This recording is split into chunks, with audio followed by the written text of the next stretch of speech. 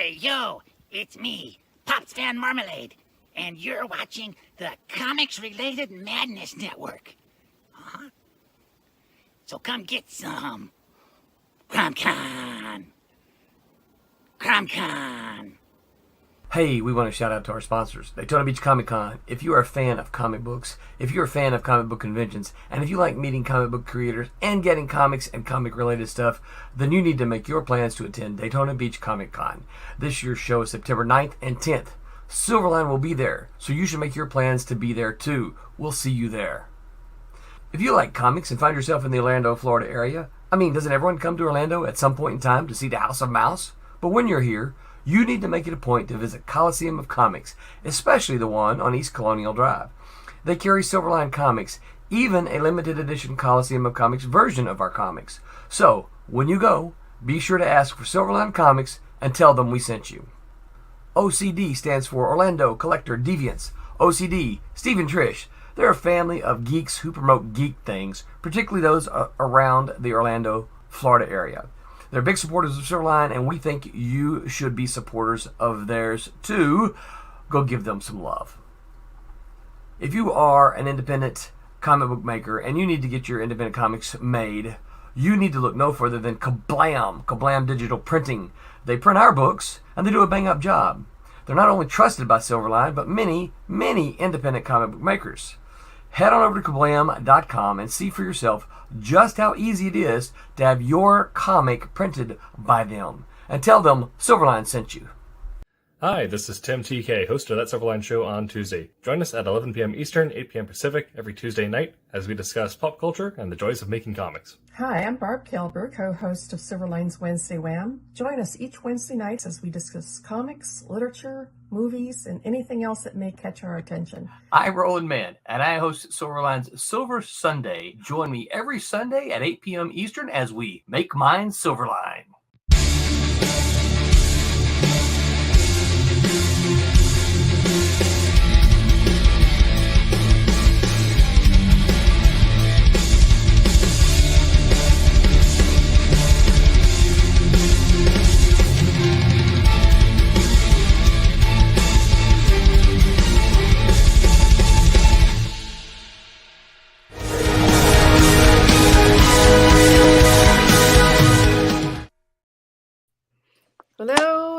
Hello, everyone. Happy Wednesday.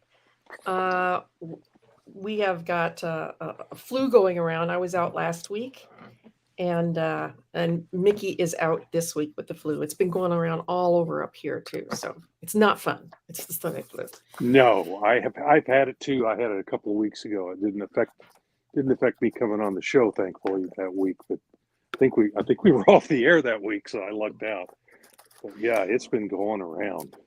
But we have the faithful Martin Mertonen, colorist. Well, that's awfully kind. Extraordinaire. Thank And you. we have Whoops. Yes. I colored that. This. I colored this. Go buy it. And we have the venerable Rob Davis. Hey. Very trustworthy to be Paragon all the of time. Pencils, I have been Paragon called of also. Pencils. I don't know what a paragon is. And Which we myself, know. The Empress of Inks. the Empress of Inks, myself, Barbara Kilberg. That's Yeah, right. and she did that. That's right. That's her Yes. stuff. And I'm 3/4 of the way through coloring issue number 4, and it will be ready to be lettered and ready to go then. Awesome. Before we get started tonight, I want to bring to your attention that we do have a crowdfunder going on at the moment. It is for Rob Davis's or Rob No, R.A. Jones. R.A. Jones. Sorry, I'm looking at a different. Whereas I wouldn't mind having been on this book, but Yeah. this is R.A.'s book. R.A. with- Jones' White Devil, and even though Issue we've 2. already reached our funding goal, we still have 18 days to go to jump on Whoa. the bandwagon. So Wow. let's crank this one.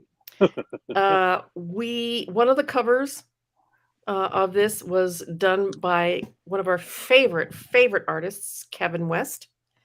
That cover is already sold, but you can get the comic book with that cover. So Are we allowed to see it? Well, yeah, it's on the website. Yeah, there's that link at the bottom. HTTPS. Okay, well, fine. If you want to see a colon. Kevin, if you want to see a Kevin West cover. Oh, Oh no. Okay. All right, hang on. Oh yeah, he did a Divinity cover. Okay. He has done my cover for the next Divinity. That's Whoa. nice. Is that I can her see why brother? he's a fave. Mm-hmm. And Oh, yes, it will be for sale. Cool. So yeah, that's one of my covers for my next issue. So hey, Pops. Hey yo. Hey, Pops. Long time Madness member is the colorist Phil Leon. Yes. Phil Leon. Wow. Mm-hmm. So anyway, go check out the Fund Me comic. It's on our messages or comments. Fundmycomic.com campaign. Yep. White Devil 2. And also, I want to bring up Madness Network. Please, if you like what they do, join the Madness Entertainment Group. You can contact them at this Gmail. Yep.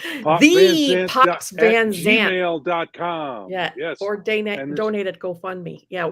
Pops is absolutely wonderful. We love being on his network, and he is just the greatest guy. Yep. So highly recommend that. All righty. Tonight we are going to talk about adaptations. Not that I've read this yet, but this is a it's going to be good. I can tell right away because it was written by Peter David. This is a literary adaptation of Iron Man. Oh, that's got to be good. Peter David is excellent. Yep. The original Iron Man movie from 2012 was it? No, 2008, 9. I don't know. Remember, it's been a while now. But somewhere in there. Yeah, the first decade of the 2000s. I've had this on the shelf for a while to read, and I haven't gotten around to it because I'm too busy with Divinity. But I know I'm going to love it because it's written by Peter David, and that's surefire way to have a knockout. So I have yet to read anything he's written that hasn't been stellar. So yeah. So 2008 that's an adaptation from movie. I was thinking, comic 8 or book. 9. Yep.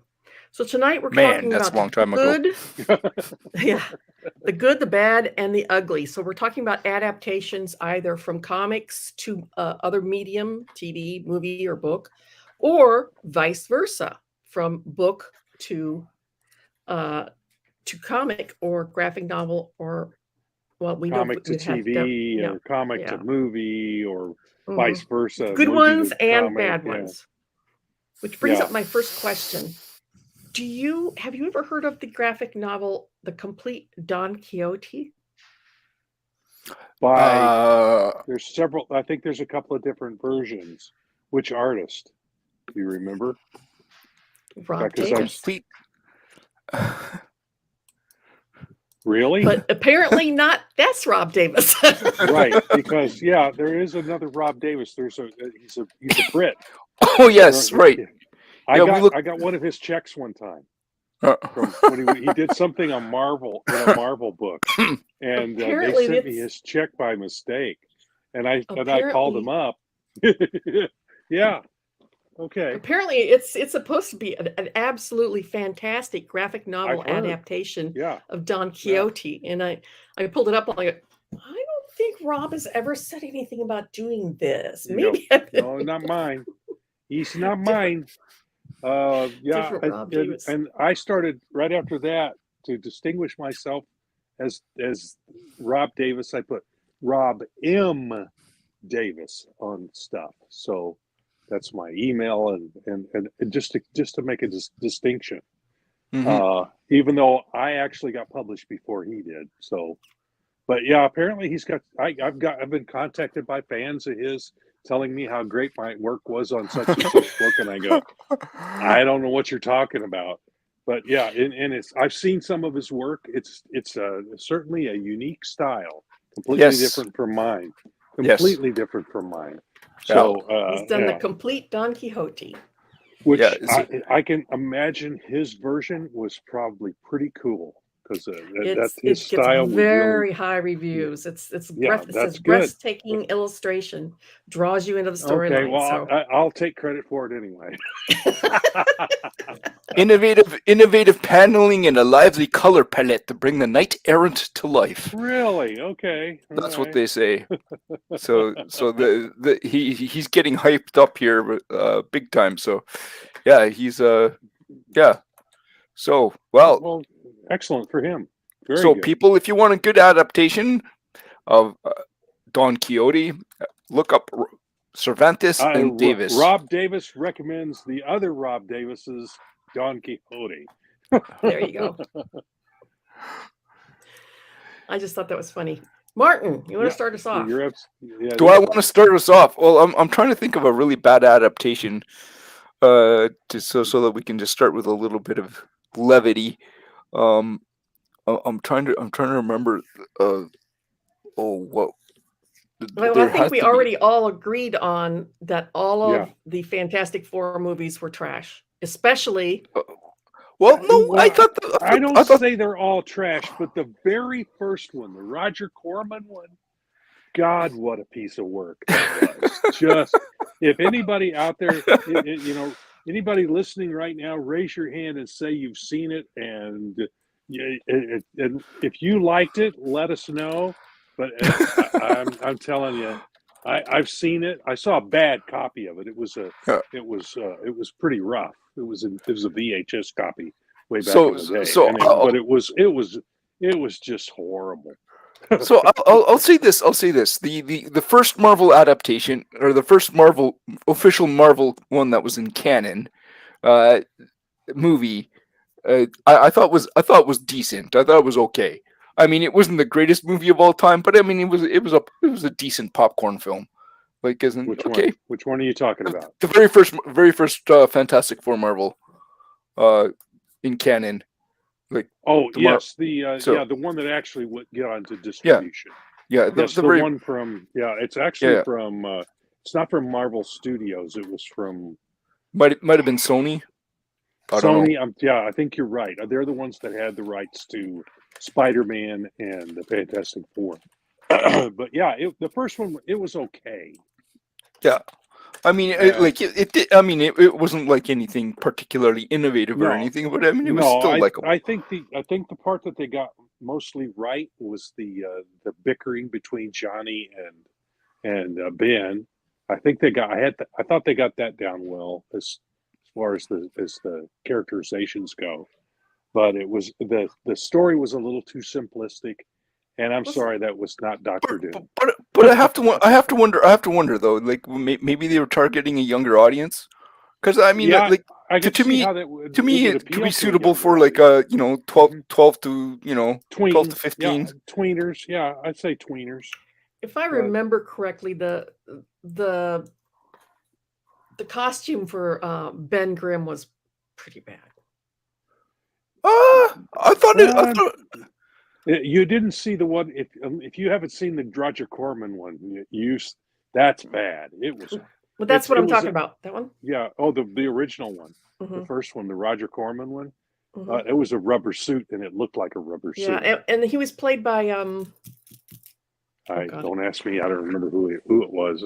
I tried Chiklis? to forget that. Was that when? Yeah, Chiklis. It was Chiklis. He played in the first the Sony film. Yeah. So that costume was okay, but it could have it. There were times when it was really pretty obvious. It was foam rubber suit. Yeah, foam rubber suit. Yeah. So now, interestingly enough, I don't know if you guys are aware of this, but that suit gave him claustrophobia. No doubt. So he ended up he now has like he's medically certified with claustrophobia because of that outfit, as far as I understood. I could see that. So it's like, yikes. Because they had him. He's completely enclosed in that thing. Yeah. Yeah, I think because these days putting them in a CGI suit would be the way to go. Yeah. Yep. And that's what they mostly do. Yeah, like what's the stone guy that was in the Thor movies? What's that character's name? I can't remember what his name is. Thor movies? Yeah. The Thor Ragnarok. Thor! I thought you said door, Thor. like Thor. a door. Thor. Okay, I'll be more precise. Thor with Yes. Chris Hemsworth. Yeah, Mikey. So speaking of which, yeah, if Thor's an adaptation of the comic, the second Thor movie I thought was abysmal. No, it was. I thought it was. Even, the one with the darkness stuff. Yeah, that was well after the first one. I haven't cared that much for any of the Thor movies. I haven't seen the last one, but after Taika Waititi took over, those sucked to me because he tried to make him more slapstick than exciting, and it just ruined it for me.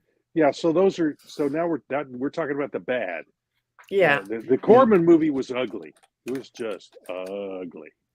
How about bad TV? No, good TV to bad comics. Good TV to bad. Babylon 5. Oh, Babylon 5. Okay. That was good TV, and they turned it to a comic book that was horrible. Okay. Oh, really? Okay. That close to getting hired to work on it. Oh, were you? And and Straczynski pulled the plug on it because of editorial interference. They were trying to tell him to cut back on his dialogue because he was putting a lot of dialogue in the books, and he said, "No, you're not editing me. I'm done." So he pulled it. Really? So just before I got hired, because I had sent him some samples. I had busted my what to do some really nice examples of that. I think I showed those when we covered my career. Yes. I had some pages and I showed those. I had 2 or 3 pages. So if you want to go back in the archives, folks, and check, you could see that. But I was just on the edge of getting hired for it when Straczynski pulled the plug. One of the most beautiful adaptations I've seen from movie to graphic novel has never been seen, and that was Lawnmower Man, Stephen King's Lawnmower Man. The art was by Stuart Immonen and me. Oh, Stuart Immonen. I've seen some of the preview stuff for that. And it looked spectacular. Oh, it was gorgeous. We had the entire 60-page graphic novel done, and I think it would have been because his art was spot on. I mean, Jeff Fahey looked like Jeff Fahey, and Pierce Brosnan looked like Pierce Brosnan. It was just gorgeous, gorgeous work. And it was colored, ready to go to press, and Stephen King killed it. His lawyers killed it before it could be printed. So why? Because he hated the movie adaptation. Oh. And he didn't want it to go that next step to the comics, too. He was going to be damned if the movie adaptation went to comics. So he killed it. Oh, I see. So the comic was an adaptation of the movie. But it was beautiful. So that would have been right up there with the good if anybody would have ever seen it. So it now is because it didn't come out, it's the bad. Yep. So speaking of which, actually maybe we can add another category. The sad. The good, the bad, and the sad. So if people don't know, Stuart Immonen is a fantastic Finnish artist. But I think he's out of Canada, is he not? I don't actually know. And if I recall correctly, I am not 100% sure, but I think I met him once, and I tried to insist that he had created a book, and it wasn't him. It was somebody else. And I was like, "Oh, oops." Oh, that's the style was similar. The style was similar. That's an oops of the wrong kind. Ooh. No. And then I also met Yannick Paquette, who also did a bunch of stuff, and he was a fantastic. I've seen his art. Fantastic. He did a bunch of stuff for DC. I may have seen it and just not know his name. That's quite possible. But the thing that blew my mind, meeting them was like these are comic book industry veterans who have been like cranking out books probably for several years at this point in time. And it's like, so I talked to them about characters, and they're like, "Who's Firestorm? I have no idea who this character is. He's interesting. He looks kind of cool. Who is he? That's a DC character. You work for DC. You don't know who he is.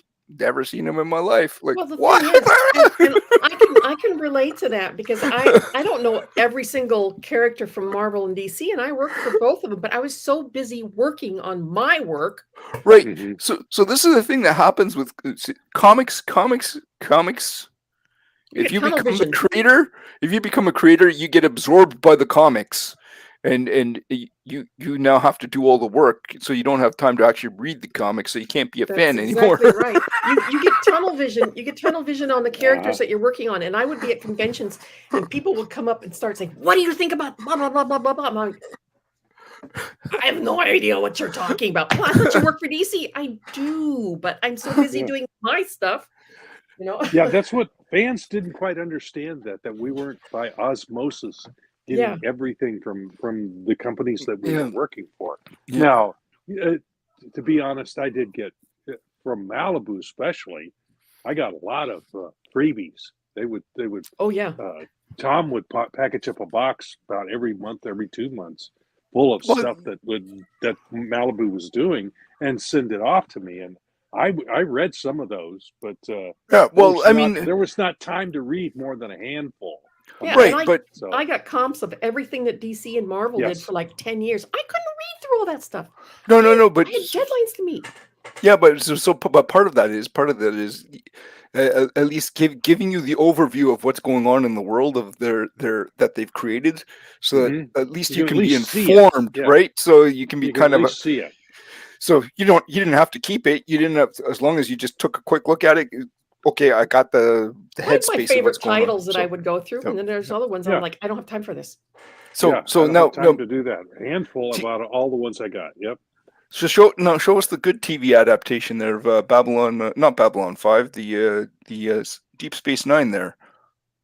Oh, Rob? yeah. I've got Trek always did decent adaptations. Oh yeah. So this is Rob's work, people. This is what Rob did. Covers. So this is an adaptation of a TV show. And so there we go. I can hold it so it's not reflecting. And he nailed those likenesses by tracing them off the TV. Not far from that. I mean, I had and here's another one. Yes, those were great adaptations. The stories, lines, and the art. And that alien, I think that's the one where, because Paramount was really picky about the aliens that we designed for the show. They had to look like somebody had appliances on their face. I'm serious. They wanted it to look like the stuff that was on the TV show. I'm going to stick a toaster on my face, and we're going to go. Yeah. So this is a product of. So I got to the point where I would design 3 different aliens for the ones that in the book that I was working on, and send those off. So they would have to pick, rather than me going through this back and forth with them saying, I don't like this one, I don't like that one. So this one is actually 2 of the 3 designs I sent. Well, we like this part of this one, and we like that part of the other one.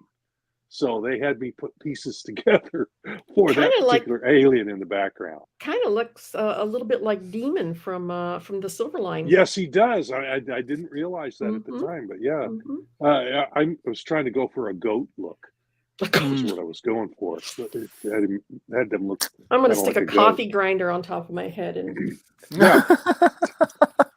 and then also, I thought at Innovation, we also did Quantum Leap. Now that's not my cover, but I can.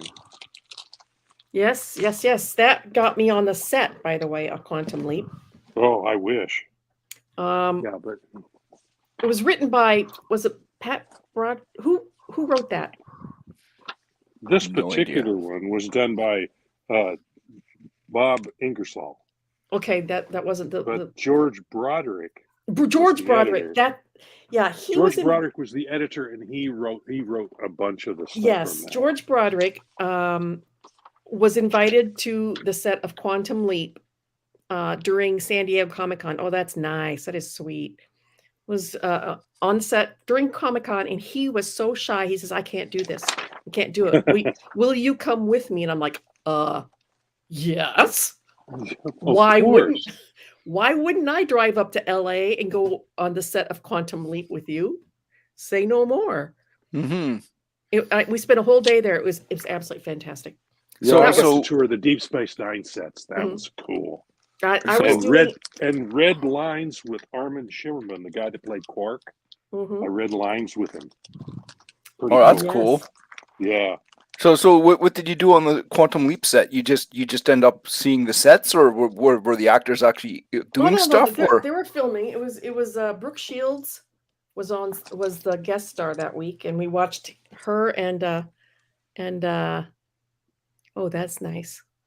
That's not my cover, but I did the story inside. Trelane returns. Sam, who played Sam again? Sam was. I should know. They were all there. The main characters were there, and I can't. My mind just went blank. And Brooke Shields was there, and they spent all day in a pond on the back lot shooting one scene over and over and over and over and over again. Yeah, that's the way it goes. Yeah. Cut. Okay, Yep. This time tilt your head 30 degrees. Cut. Okay. Oh, that's nice. Oh, the sun is wrong. Oh, there we go. Look at that, folks. I got a chance to work on one of the Star Trek books for DC as a backup artist because the regular guy was running behind, so I just did backgrounds. But I was so impressed with how real the likenesses were. They were all just spot on. Mm-hmm. I think it was. Practice at it enough, you get it. So now, speaking of adaptations, Barb, are you not working on an adaptation of something right now? Could be. Oh, you mean the Oz one? Yeah. Yes. Yes, we have an Oz Kickstarter out there that we're adapting from the Frank L. Baum book, The Patchwork Girl of Oz. And we have like 9 days left on that Kickstarter, and I don't have the address. I didn't realize that was an adaptation. I thought that was a new story, but I don't know. I don't know. Yeah, he's got like Oz thing. Yeah, Baum had like 7, 8, 9 of the Oz. Yeah, books. People don't realize there was more than one book. Oh yeah, there were several books. And there's another adaptation in the works that I'm working with somebody on this podcast with, but we can't say what it is. We can't talk about it yet. Yeah, and unfortunately, the other person who's working on it is sick tonight. So, and would you say it's a good adaptation or a bad one? Well, it's great. It's fantastic. It's the best adaptation in the history of comics. We're trying to hew close to the original story. So yes, and if you use that as a criteria, yes, it's good. We're kind of prejudiced. Yes. We're biased because we're in the middle of it. So do you want to know the most irritating adaptation in all of TVdom? What would be the most irritating? Doctor Strange? No. It was pretty bad. Teen Titans Go. Yes. It's a cartoon. It's annoying. Oh my God. And they have poor Robin is such a jerk. Yeah, he's a dork. My grandkids love that show, and my teeth hurt the whole time I'm watching them. Yeah, I thought it was hilarious. They animate it to death. It's cringeworthy. Turned it into anime. Oh, okay, well, it's not aimed at me, so I don't have to like it. So if kids like it, go for it. It's so bad. So in that respect, I think it works to the target audience, but I ain't the target audience. I love it. Yeah. Okay. Well, you can have it. You're not our generation. I find it annoying. I'm with Barb. It's annoying. Yeah, it must be a generational thing. Probably. Well, when it comes on and the grandkids are watching it, I'm like, Dick, you come down and watch it because I can't be in the room. Yeah. The timing in that show is absolutely brilliant, but okay. Well, did you know? Yeah, I see the appeal for kids and fans of anime, but I am neither a kid, well, at least except maybe in here, or a big fan of anime. Or at least the cheaper done anime. Some of the anime out there is just incredible stuff. So, but that's different. That's a different deal. This is TV, so it's not the 24 frames per second stuff. It's the Hanna-Barbera, every third frame. Yeah, but they're doing that on purpose, right? So, yeah. Well, yeah, and they're using it to effect. Yes, right. In the anime, they're using it. But they aren't even cleaving close to the actual personalities of the characters. They've made made Robin into a total joke. He's a jerk. He's egotistical. Yep. He's I can't say right. Well, but part of it is part of the fun of it is that they're doing takeoffs or send-offs of. So we're going to start with the root of the character, and then we're going to take them to the extreme and like either do the polar opposite of what they really are, or we're going to. So if you know what that is, then you get the joke. Dive. Yeah, yes. It's a deep dive into either the essence of the character to the nth degree, or a complete opposite of it. Right. It's like their public persona is this, but the real persona is completely the opposite. Yeah. So yeah. I get it, but I'm not a fan. I'm with Barb. Yeah, so it's 2-1. Makes me want to poke a needle in my eye. It's just, God. I'm not. I just want to walk out of the. I just turn it off.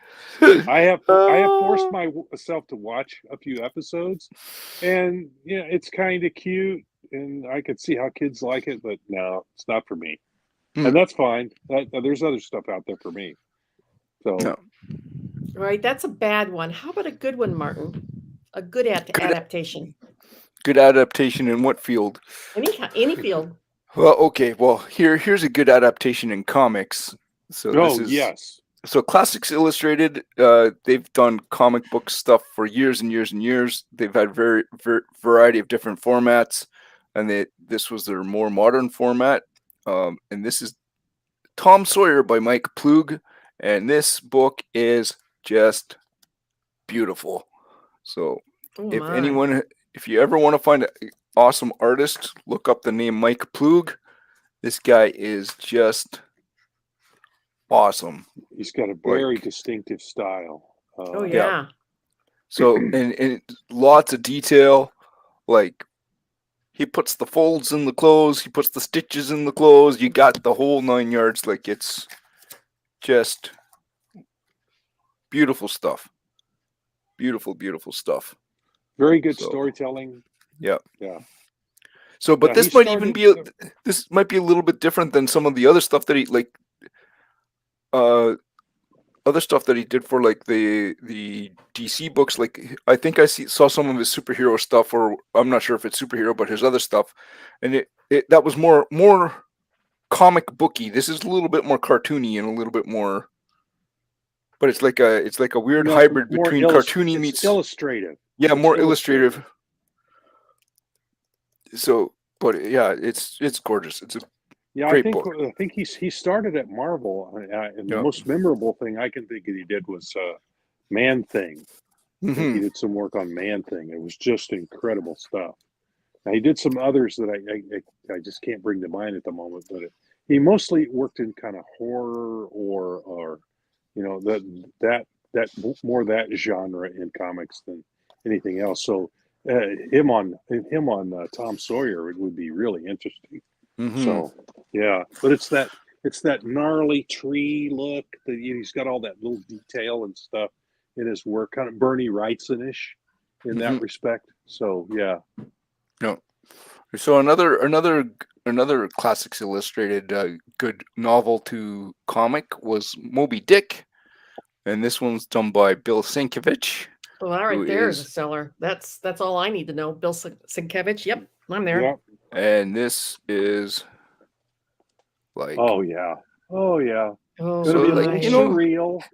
Hand this to your kids, and then you hear them wake up in the middle of the night howling for give them some Narcan. But even for Sienkiewicz, this is like his style is in here, but this kind of pushed him a little bit, this book, because he had to figure out how to okay, well, how do I show actual harpooning of whales and stuff, and this character in the sleeping in the coffin here.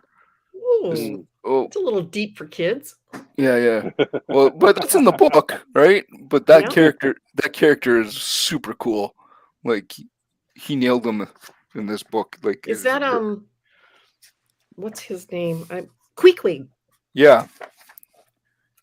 So very, very. Here we go. I'm amazed I remember. There we go. I never read the book, so. Well, if you want to know a lot about whaling, that is beautiful. That is beautiful. It is a gorgeous book. So yeah. So those are some good adaptations of novels to comic. So yeah. So all right. Another bad adaptation. We're gonna go bad. We're gonna go comic to TV. I didn't like Iron Fist. Iron Fist. Yeah. So the Disney one, the Disney Iron Fist, which I have not seen, mainly because two reasons. I heard it was not that great, and I'm not paying for Disney Plus. So I don't either, but my son. Oh, so speaking of which, what about I'm looking forward to so buying Mandalorian though and watching. That was. I think it's available now. So. Yeah, I have my son's password. There was a Daredevil TV show, was there not? Yes, and I heard good things about it, but I've never seen it, so I can't comment. But I can comment on Iron Fist. There was a couple of them. Yeah, a couple Daredevil TV series. Hulk. Yeah, well, not TV series, but there was an adaptation of Daredevil in an episode of the Hulk, the Incredible Hulk, with Lou Ferrigno and Bill Bixby. Mm-hmm. And they did a couple of pilots for some others for some other. I think we're thinking about the Netflix one. So I'm thinking of the Netflix series, and they did Thor, not Door, Thor, and it was horrible. But you know, and they did Daredevil. We can't hear. Yeah, and they did Daredevil, and it was horrible. So there's a couple of bads. Though I would say that the Incredible Hulk TV show, I thought was good. I didn't think it was great, but I thought it was good. It was not the comic book, but it worked the way they put it together on TV. So that would be a good. Anybody else disagree with that? Or I didn't see it, so I didn't like to watch the Hulk way back when. I liked Bill Bixby, but for some reason it just didn't appeal to me. The whole, the Hulk, Lou. Even though I've met Lou several times, it's just Lou's a great guy. But I think that the show was actually more of it's more like Divinity in the fact that it's a road show. It's a road show where you're running away and you're being pursued. So because there was a newspaper reporter and actually Bill Bixby's character David Banner was accused of murder, so he's being chased by both a reporter and the law. So it was more like The Fugitive than it was the comic book, which would be something entirely different. But I thought it worked. I thought it worked as it was. Back to Iron Fist. I just thought the character, the character that he was very meh. He was very mediocre. Meh. Yeah, he wasn't. He didn't come across the screen as very charismatic, and it was just like, this is supposed to be. I don't know. The whole show was just kind of. Yeah, so I've heard. I have no. Lou cracked me up. I asked him a question, and he hit me with a very based answer. Biased, I think, is what he meant. And no, what was biased? Based means like a very kind of like crass or hard hitting, or kind of like like. Well, just, Lou's got his opinion about things. Yeah, you have to realize that about him. Yep. But I think he's a great guy. He's a nice guy. Yeah, I sat with him an entire evening one time at Chicago Comic Con after dinner or after con party, which was always in the bar. And I sat with him like the entire evening in the bar. So this is Lou Ferrigno? Yeah. Okay. And so for people who don't know, Lou Ferrigno played the Incredible Hulk on TV way back in the day. Yep. He was a colleague of Arnold Schwarzenegger in that they both were bodybuilders and tried to become Mr. Universe. So, yes. Yep. Did you know? This is segueing, a horrible segue. That there was a graphic novel out there of Fahrenheit 451. I think so. Yeah. I vaguely remember that. Is it a yellow cover? Are we saying good or bad or good? Was it's it good? To be very, okay. Because I have not seen very, it. So very good adaptation. Fahrenheit 451 by Tim Hamilton, adapted from Ray Bradbury. It's supposed to the art's supposed to be gorgeous. Of course, Ray Bradbury's words are, he's a top-notch writer, so you can't go wrong with the writing. It's always been a fantastic book. So I would be interested to get my hands on that one. Huh. Okay. Do you have a particular graphic novel, Rob, that you would like the adaptation of? I can't think of one offhand.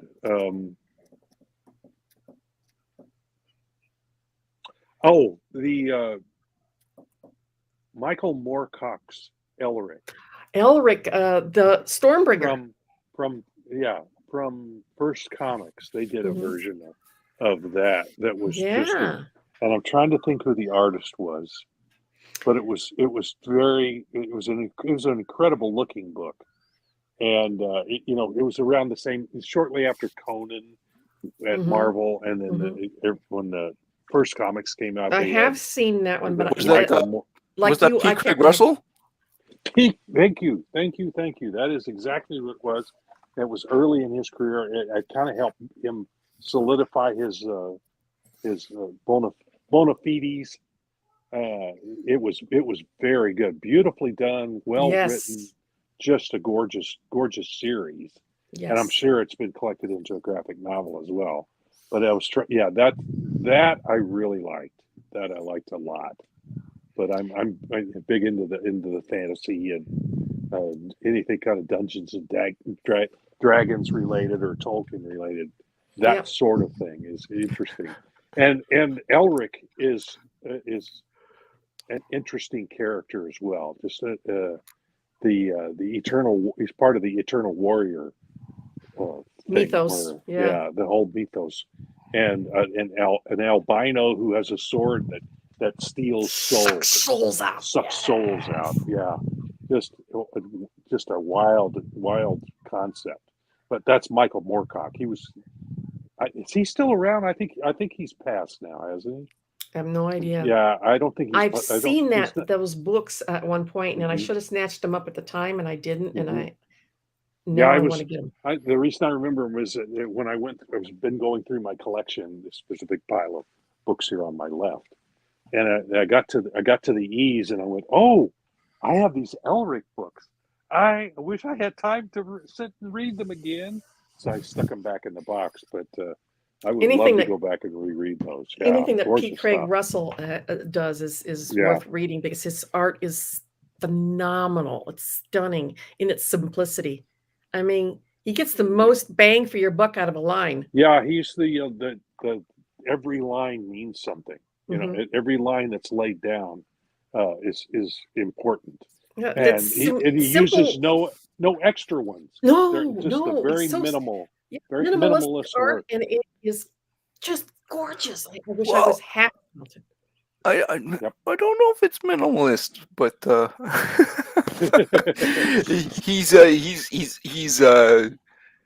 he's strongly influenced by the Art Deco.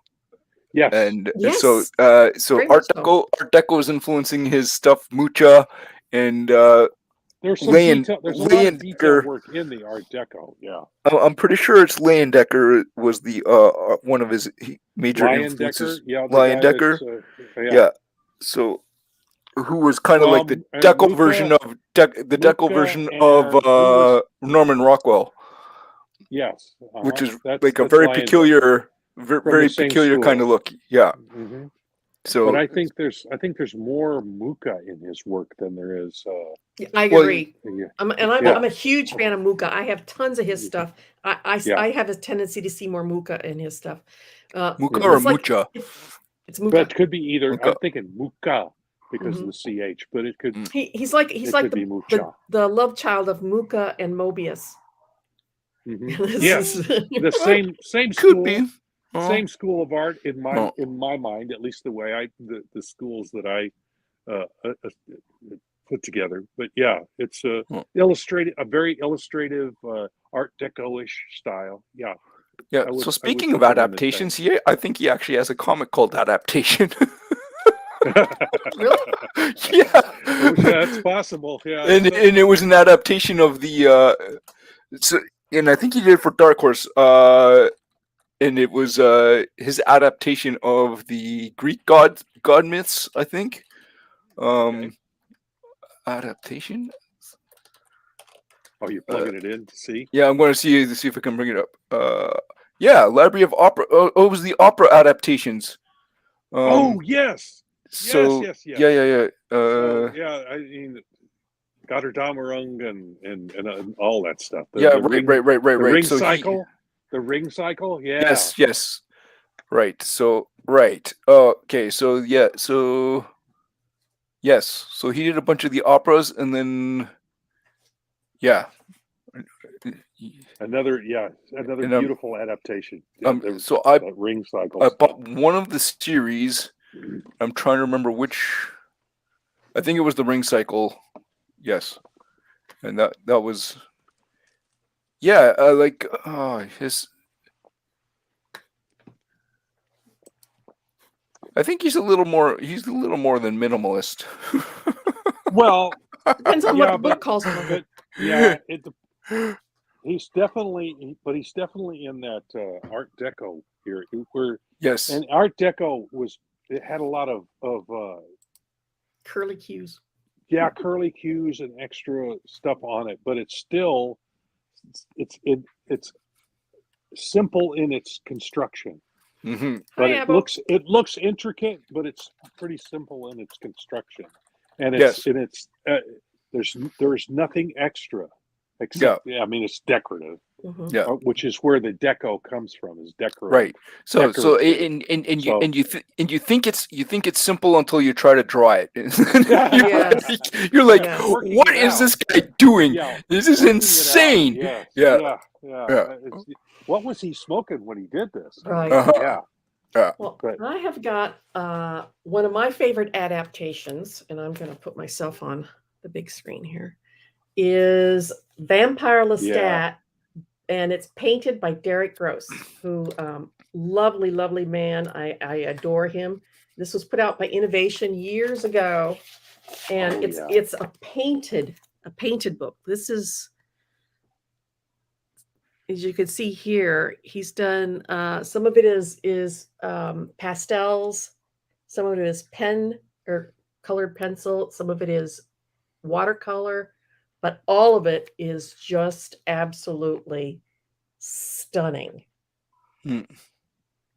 Yeah, Alex Ross started something. Yeah. See, there's a watercolor. Yeah. And the whole thing is very true to the book, because I had also read the novels. And I absolutely loved it. If you have a chance to pick that one up, I highly recommend it. All right. Hit me on. How about you, Martin? You have a couple more back there, don't you? Well, I have some Bible adaptations. Oh, that counts. So this is King David by Kyle Baker. Kyle Baker he's a fantastic cartoonist. Yes. Who has a very strong opinion about stuff. Well, sure. and we all? But his stuff is wild and varied, which is kind of cool and fun. And so this is the kind of stuff you get in this adaptation. My. That's nice. Oh, yeah, wait. I love this work on Amazing Man at DC. So he changes in this book. He changes up the style. That no, wait, not Amazing Man. So like this. Book. So this page here is different than this page here, and it's like rendering style. So he would change it up depending on what he was doing. Mm-hmm. So and then so. The head of Goliath. And this little kid is holding up the head with this gleeful expression on his face. So he really wrong. Yeah, it was actually Plastic Man is actually what he worked on. Yes, he did Plastic Man. Yeah, Plastic Man. Yeah. And then he also did Captain America miniseries for Marvel, and then he did, which I have not seen. That sounds like fun though. It's intense. I'll bet. So it tackles the problem of racism and stuff. So basically, the story was that they tested the Captain Marvel serum on a bunch of black guys, and yes, yeah. It was like yikes. Yeah. So and then of course, this is the best adaptation of all time because I worked on this one. I did the lettering, but this is Samson. So if you guys like lions being ripped in half and let's see here, good, clean, wholesome family stuff. Oh yeah, absolutely, 100%. Well, let's see if I can. Here we go. So here he is getting powered up. He gets powered up, and then he goes and he thumps a bunch of Philistines. Smacks them around with the jawbone of the donkey. So, the ass. It's a jawbone of an ass. Yes. So So Jackass. Yeah. This was a great book. So I did the lettering on this one. Here we go. Here's the lion. Rip. Oh. So ouch. That is kind of gross. So nice art though. Yeah. As adaptations go, that's a great one. And this you can go get somewhere online. Look it up, Samson the Nazarite. So, anyways, you can have adaptations of novels. You can have adaptations of Bible stories. You can have adaptations of TV. You can have adaptations of movies. Yeah, and the adaptations go both Medics directions. Just sent us an image. I don't know if anybody can.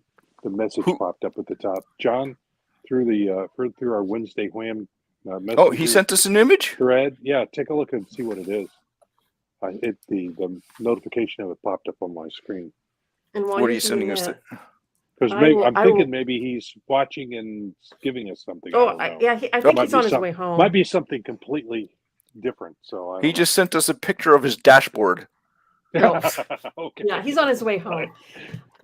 Did you know, speaking of adaptations going both ways, did you know that they made a comic book adaptation of Fraggle Rock? I seem to remember seeing that. Yeah. Yeah, apparently it didn't work very well. The problem is that there are so many characters in Fraggle Rock that trying to shove them into a 20, 22, 24, 26 page comic book didn't work. So it was a very that needs to be a graphic novel, definitely. Yes. Yeah. So it didn't work as a floppy. So it didn't work very well. That was a big flop.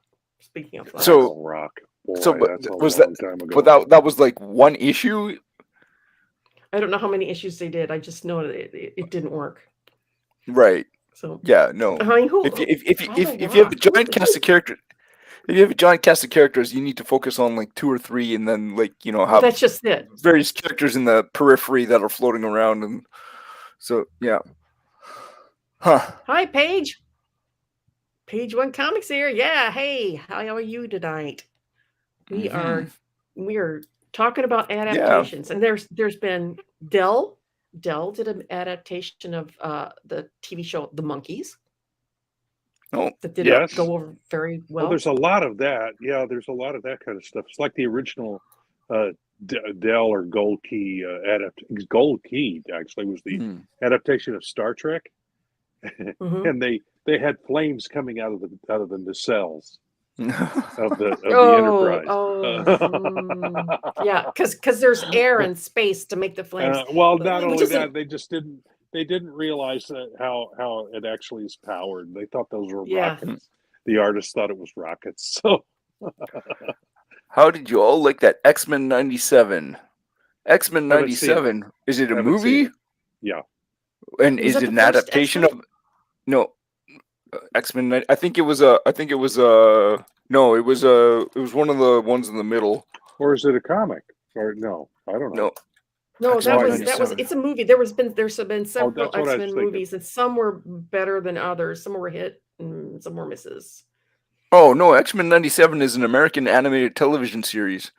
Yes. Okay. Oh, that right. Okay. I haven't seen. That's where It's because it's done in the style of comics, comics animation on TV in that style. It's on Disney Plus, if I remember right. Yeah. It's on Disney Plus, and they're copying the style, the way comics adaptations on TV were done, and how the animation was done back then. So which was kind of interesting, but yeah. I think they followed the. I think they followed the stories from the comics fairly close, as well. They did. So more nostalgia rehashing. Yeah, you're right. I mean, yeah. For those folks that saw those cartoons as young people are now, what are they? In their 30s. Well, I'm going to have to watch it now, Paige. Just because you've piqued my interest. Well, on my stolen if you've been watching the whole hour that we've been talking, you know that I don't have Disney Plus and really have no interest in purchasing it. So I sort of have Disney Plus. I don't. I have to apologize. I haven't been keeping up with the pop culture world other than what we do at Silverline. Yeah, I'm just. I paid for cable for like a couple of months back in the 80s. And went, this is a lot of money for a lot of nothing, and stopped doing it. And now that's where we're headed back to with streaming. Is you've got Netflix, you've got Hulu, you've got Disney Plus, you've got Paramount Plus, you've got. So you're back to spend. In each one of them is only it's only $9.99 a month. Yeah, but if you want to watch all of them, how much? Add them all together, and what have you got? You're back to cable again. The cost of cable again. So I've got I just Fire pick Stick, one which and gets stick me. with it. I've got a Fire Stick, which gets me Prime because I am a Prime member. I get Netflix and Disney Plus, but I don't. Oh, there's so many good things on like Apple TV and Paramount Plus. I don't want to pay for it. Yeah, it's like I have Netflix, period, and then there's some free ones that you can get that you can freebie like Tubi and Tubi and Roku and there's several out there where you can get some free stuff too, and some of it's old classic movies, really cool stuff. And there's a couple more out there, but I'm not spending a lot of money. I got Apple Plus free for a while early on, and it was interesting, but it was nothing I wanted to pay for. So I as soon as the freebie ended, I shut it down.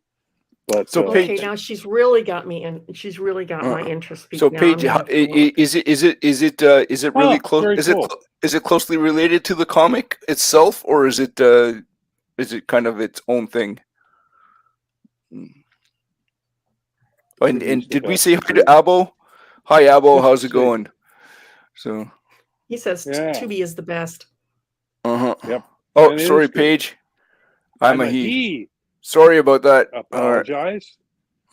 We should have our pronouns correct, huh? So So is the X-Men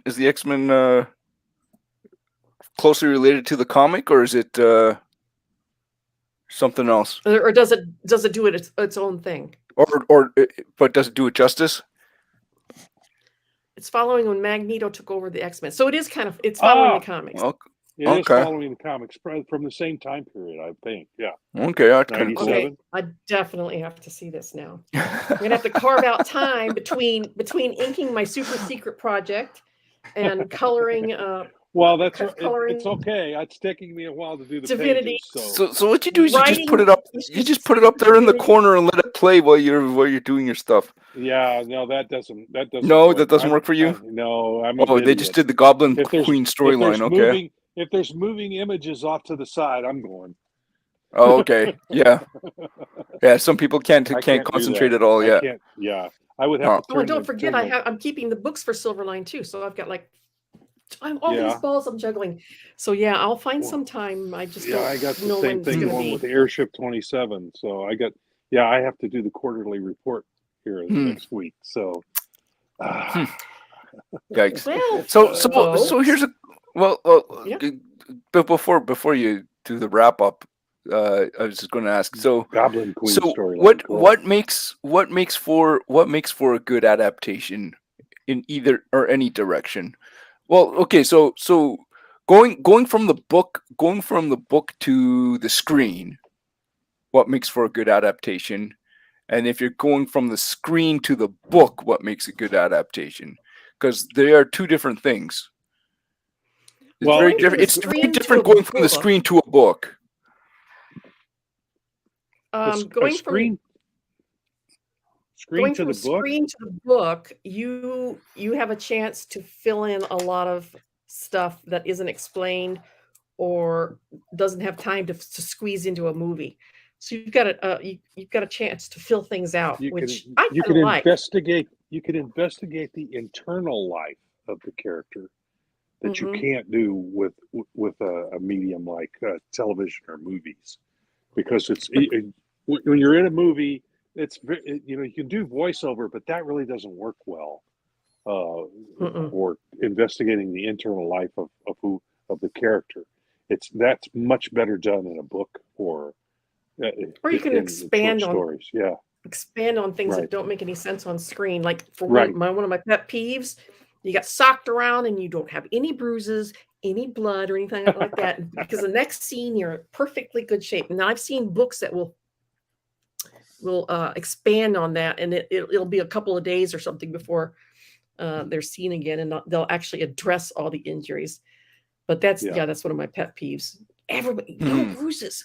And that was one thing that Robert Downey Jr. did in the Iron Man movies, was or any movie that he appeared in, was that he insisted that he was a human being in a tin can and he was going to look like it. So when he's getting knocked around, he wanted it to show. And I respected that. Yeah, that's a continuity. That's a continuity thing. There should be someone on set just for that, just to make sure. If there's a drop of blood on somebody's face in one scene, the next time you see them, that drop of blood should be in that same place. And the reason why I say that can be difficult is that sometimes scenes are shot on different days in different orders.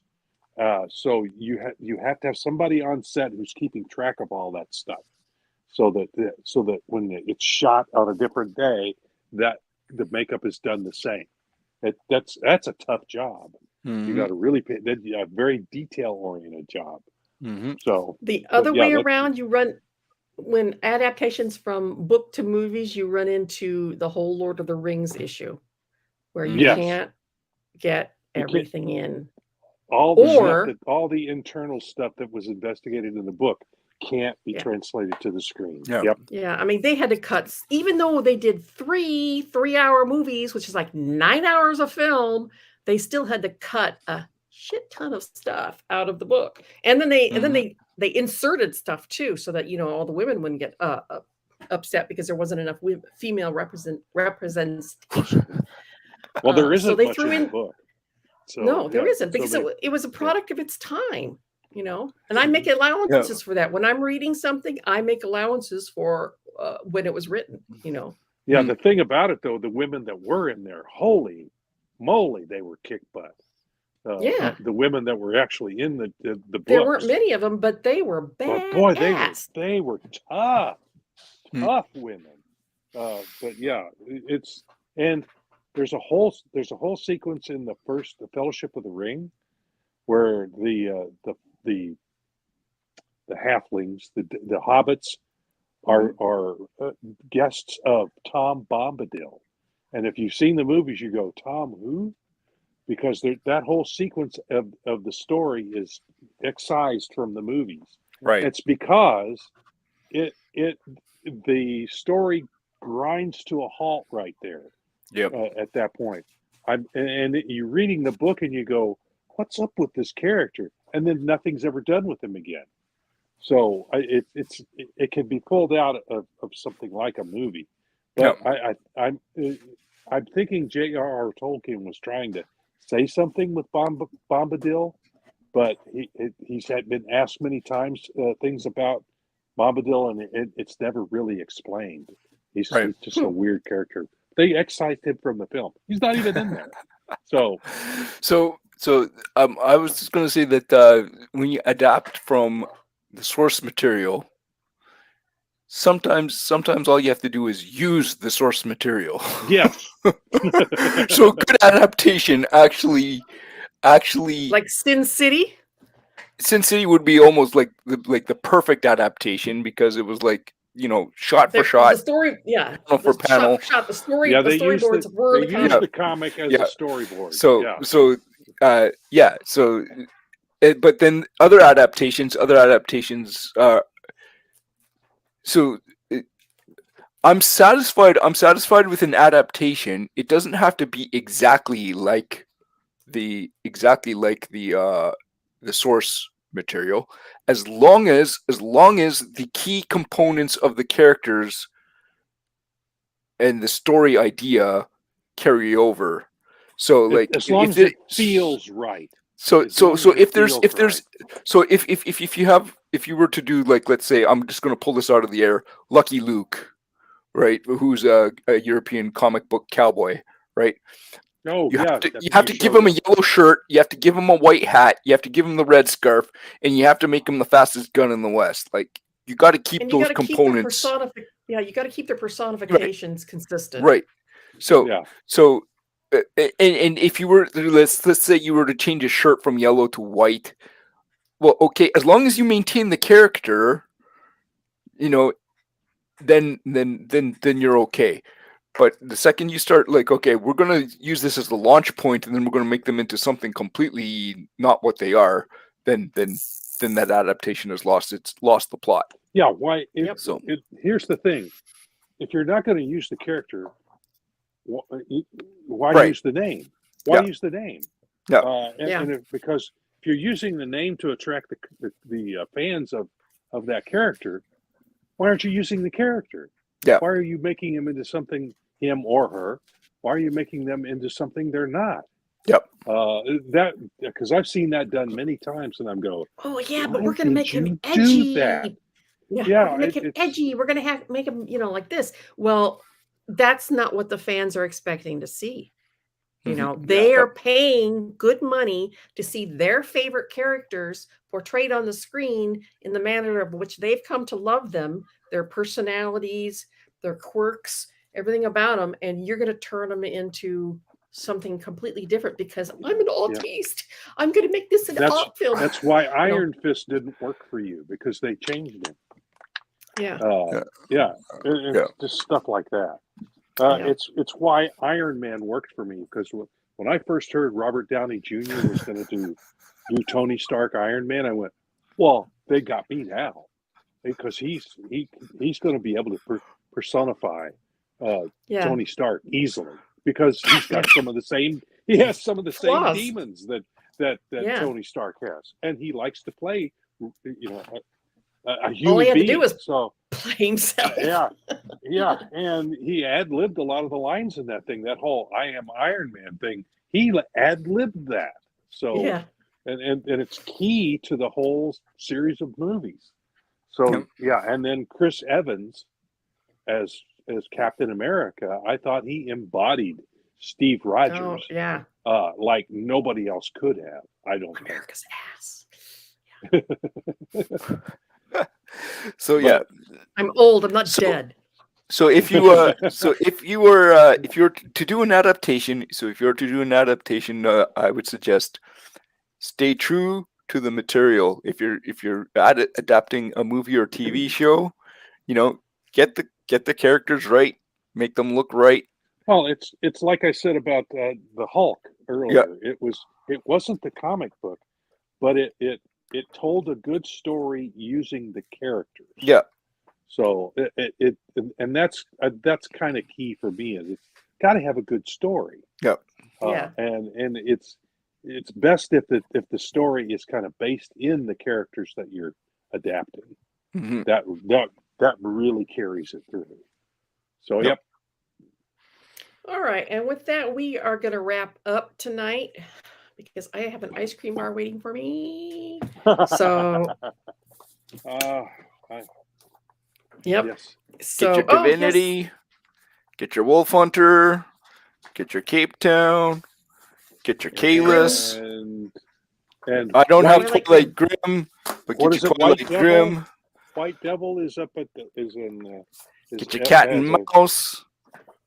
Yep. Get your Trumps. There it is. Hey, as CFO there, Barb, can you please tell us how the comic book sales are going? It's a tough economy right now. They're going, but not hand over fist like we'd obviously like to see. But nobody is selling hand over fist right now. So right, the economy absolutely sucks, and people are very cautious about spending their money. Well, hopefully, the news that came out today that the inflation was 3.5% is not a good sign. But 3.5, right? You guys are at 3.5. Don't come to Canada. Yeah, it's much worse up there. When inflation, worse than the rest of the world.